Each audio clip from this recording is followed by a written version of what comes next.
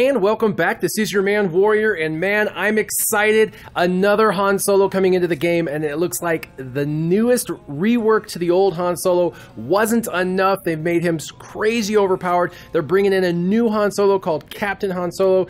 He is going to unlock, according to this picture, at 4 stars is what it looks like, and he's going to be available. They've already announced that he's going to be available. You can get him through the new territory battles. They haven't explained how yet you'll get him through that I'm aware of, but that you are going to get him. Now, he's a light side character. He's a daring rebel support, so he's not actually technically classified as an attacker that risks himself to revive allies and daze enemies. So he's going to be a bit of a mix between a Darth Maul and a Jyn Erso in that sense. So pretty cool. Now they are also giving him the Scoundrel tag, which means he's going to become one of the best Scoundrel options available. He's got 4 abilities, a basic, 2 specials, and a unique. So there's no leadership. You're going to use him in or under one of your other better leaders, such as your newest Commander Luke that hopefully you were able to unlock. There's Disabling Shot, Hunker Down, Search and Rescue, and Nick of Time. Now let's take a look at those. Now the first one that we're looking at is called, the basic attack is called Disabling Shot, and it's going to deal physical damage, not special, but physical, to a target enemy and inflict daze for 2 turns. If you look, Gar Saxon has daze over his head, and Empire targets, such as Gar Saxon, can't resist or evade. So this is going to happen to Empire targets, and for everybody else, there's a likelihood of it being inflicted. It will need potency for anybody that's not Empire, but for Empire, there's no potency needed. It also states if Han has full health, which in this picture you see he has full health, he's going to gain 30% turn meter. So he gains health and he gains turn meter if he's got full health. And as it would be put, most of the time he's going to have full health once you see the rest of his kit. Let's go to the next ability. In his first special ability called Hunker Down, you'll see that he dispels all debuffs on himself and a target ally. So for him in this one, it's Leia and himself. They both are going to recover health equal to 40% of Han's max health. So hopefully this Han Solo has a lot more max health than the previous Han Solos. And they're going to gain 25% turn meter. So this is going to cleanse them and speed them up. If you look at the turn meter gain afterwards, it's pretty significant. 25% jumps her up from 25% turn meter-ish to about 50% in this picture.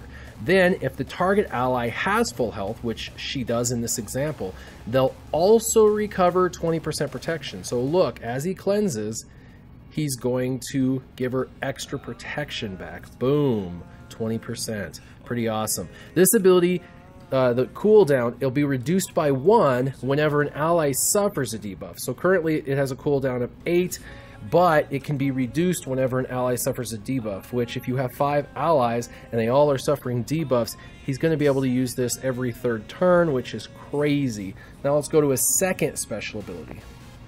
Okay, so for his special ability, the second one called Search and Rescue, he's going to be able to revive a random defeated ally at 1% health and 0 turn meter. That sounds stupid. It's not going to help at all. Unless, if the ally's a rebel, then they'll recover 50% health and 50% turn meter.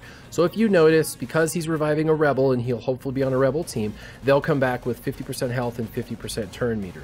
So this is only going to be beneficial as an ability if you put him into a rebel team with other rebels, but it is nice to see that he can bring them back to life. It's just, like I said, more specific to rebels. Now he also has one last ability. It's a unique called Nick of Time, and it gives Captain Han Solo 15% more critical chance and 30% critical damage. So it's going to boost up his crit chance and crit damage, which is what you want.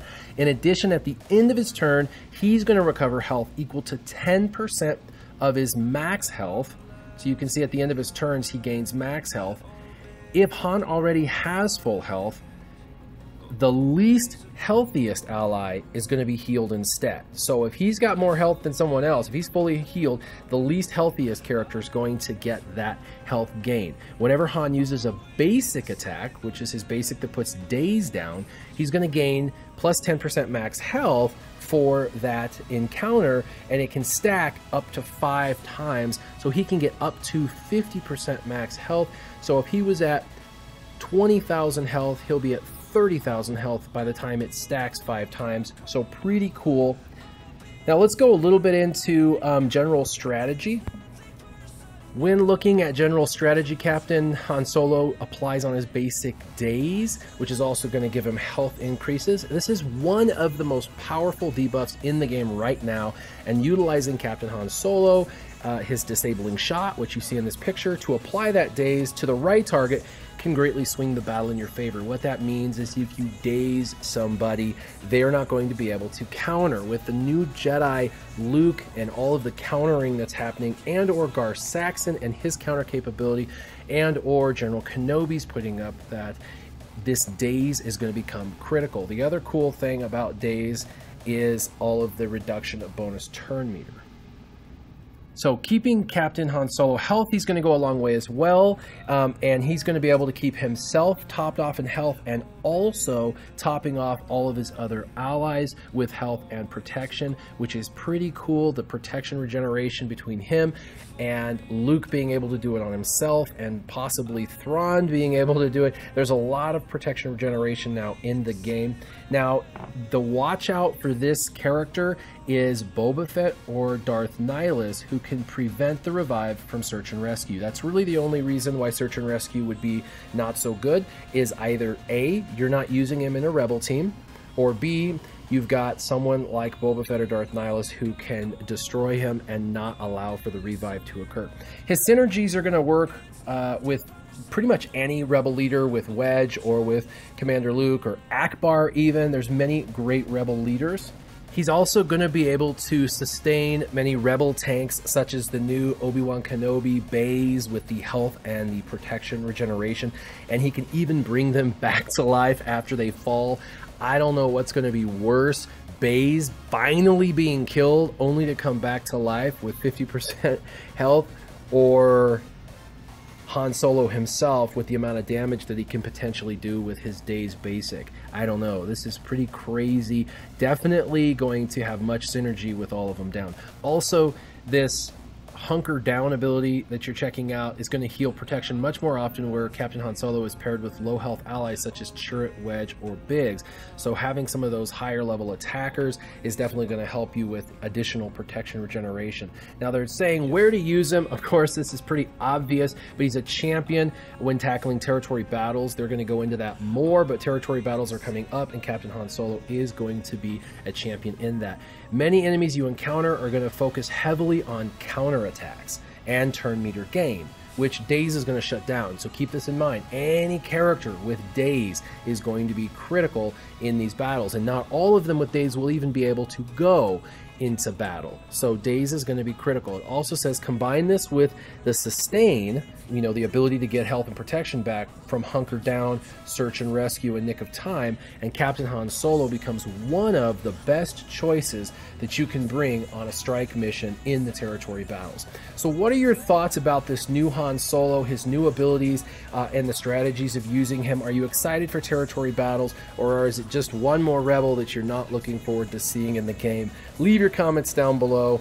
As always, keep your gaming on. Warrior out.